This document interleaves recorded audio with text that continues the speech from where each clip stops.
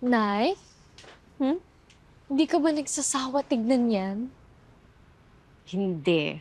Kasi ang daming memories dito. Alam mo ba na ang saya-saya ko? Dahil nakikita ko yung sarili ko sa sinihan, nakikita ko sa TV. Ay, saya. Kaya lang, naudlot eh. Bakit naudlot? May papano. Na-in love kasi ang nanay mo. Sino naman tayo eh. Ay, nako.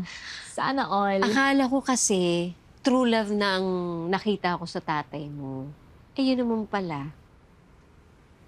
Meron pala siyang ibang pamilya. Pero alam mo, anak, yung screen name ko noon, Joy Batumbakan. Nay, nagsisisi ka ba na pinili mo si tatay kaysa sa pangarap mo? Hindi, ah. Hindi kaya ako nagsisisi. Alam mo, ikaw kaya ang pinaka magandang regalong natanggap ko. Kaya nga, anak, huwag ka muna magpapaligaw. Di ako nagpapalikang, Nay. Crush-crush lang mo. Eh, doon nga nag-uumpisa yung crush eh. Pero wag muna, anak, ha? Kasi gusto ko makita kitang malaking bituin sa showbiz. Sa dami-daming trabaho sa mundo, bakit artista yung pangarap mo?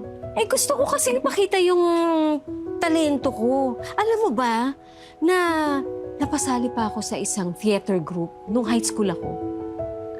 Sa'yo pala ako nagmana, no? Alam mo, ito lang yun. Kapag sikat ka kasing artista, ang daming opportunity eh. May iahon mo yung pamilya mo sa kahirapan. Tingnan mo, di ba? Ang dami mga sikat dyan. Pero marami na rin di silang nabili mga bahay. What if ayoko na mag-audition? Ay, O what if mag-focus lang ako sa studies ko? no. Hindi mo gagawin yun. Kailangan matuloy yung pangarap ko. Ano ba, anak? Yun lang naman ang gusto ko talaga, na maging sikat ka. Hindi na lang eh. Papunta na tayo to, no? Audition na lang.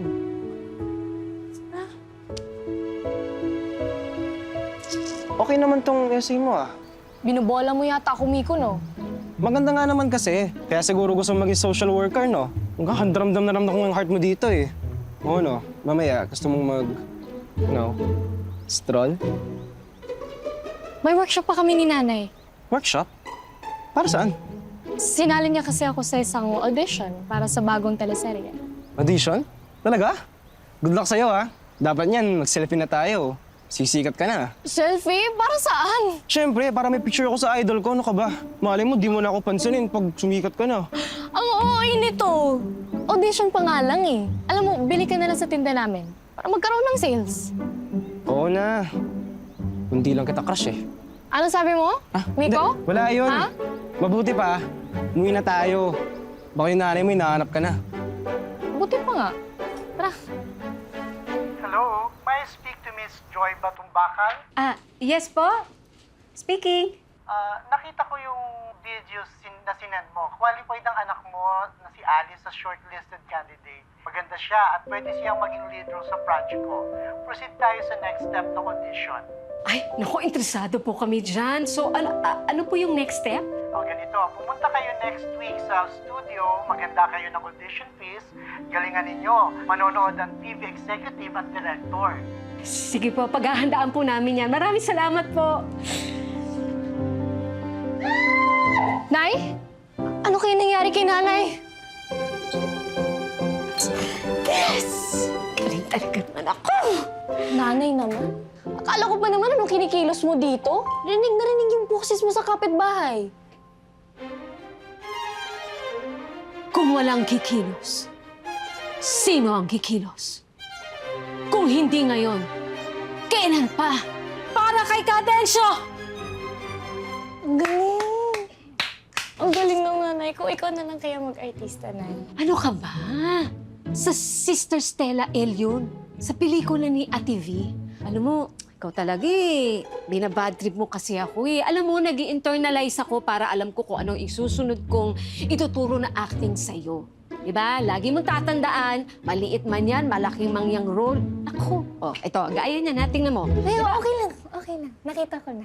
Nakita ko na yung likod mo kanina. Ikaw talaga, pasensya mo na si nanay. Happy kasi ako, nak. Kasi pasok ka na sa next step. Pasok ako? Yes, sa next step ng audition natin. Malaki ang chance mo na maging lead role dun sa teleserye. Lead role? Yes! Artista ka na, anak! Artista ka na! Lead na naman yan, pero isa-isa lang naman yung lead yan. Tignan mo, mamaya. Ano ka ba? Mega ka talaga. Basta, ayaw na. Basta tatandaan mo, maliit, malaking role. Rubio. Happy lang. Magbihis ka na doon kasi mag-aaral pa tayo ng iba pang workshop. Sige na. Sige po. Pasag trip